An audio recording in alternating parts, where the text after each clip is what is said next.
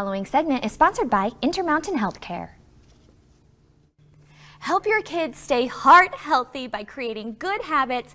Jamie Park is a registered nurse navigator who works at the Heart Center at Intermountain's Primary Children's Hospital. She is here with some excellent tips. Jamie, welcome to the show. Thank you so much for having me today. All right, I wore red because I knew we were going to talk about heart health. How can we encourage our kids and our families to be heart healthy? I think that the biggest message that people need to hear is that it is small changes over time that are going to have the biggest benefit. So starting at a very, very young age, incorporating simple changes into your everyday habits are going to be the changes that benefit people over the greatest length of time. Okay, so let's talk a little bit more about these small habits. What are some examples of these healthy habits? I think one of the important things to recognize is our palate, the way we enjoy flavors, is developed before we're about 2 years of age. Okay. And so at a very young age, if we're having a lot of foods that are high in sugar, very, very sweet from natural sugars or artificial sugars, natural added sugars or artificial sugars or high fat, then that's what we like. That's what tastes good. And then as we get older into our 20s and 30s and we start thinking about these things a little bit more, it's much more difficult to change our habits. Much easier at a young age to incorporate these good habits when we're small. Okay, I mean, I do love sugar, even though I should probably stay a little more away from it. You talked about that. What other things should we avoid doing?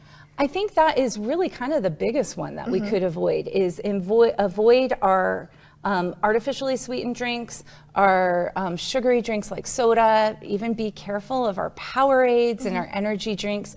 That's a really big thing. If we could make that change in our lives, I think we would see a lot of really good benefits. All right, it's the small things, but they make such a big difference. Why is it so important to worry about being healthy rather than losing weight? Because I think so often people are like, well, I'm healthy if I'm this certain number. I think it's really important if you think about your body as a house, and you can build a house with plywood, and you're going to have walls and you're going to have a roof, and it's going to be a house. It's going to keep you dry in the rain, but it's probably not going to last long.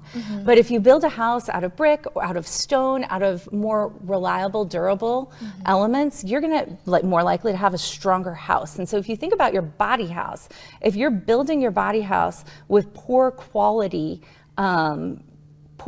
products, then you're not going to have a house that's as strong as you get older. Because that's what we're looking at is longevity. We're looking at the habits that we develop at a young age that are healthy, that are going to build a strong body house that are going to take us into adulthood and beyond. I think that is such a wonderful way to put it. It gets it right in your head. Where can we go for more information? PrimaryChildren's.org is going to be a great source of information for nutrition for your family. Perfect. Jamie, thank you so much for being with us today. Thank you.